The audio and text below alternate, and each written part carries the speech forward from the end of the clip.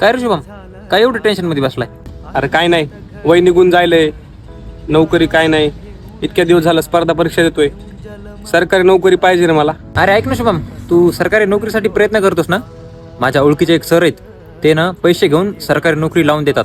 अरे खरंच का? मस्तच की, आपण जाऊ उद्या भेटायला त्यांना.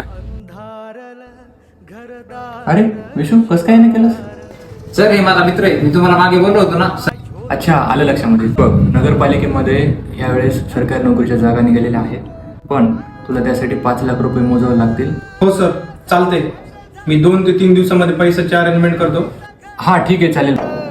काळाड घेऊन गेला देऊन जन्माची 6 महिने झाले, नोकरीचा अजून आत्ता पत्ता नाहीये. सरांना फोन लावतो, होत असेल तर ठीक, नाही तर पैसे मागतो. मामा पैसे मागतायत सारखे फोन लावून. हॅलो. Hello sir,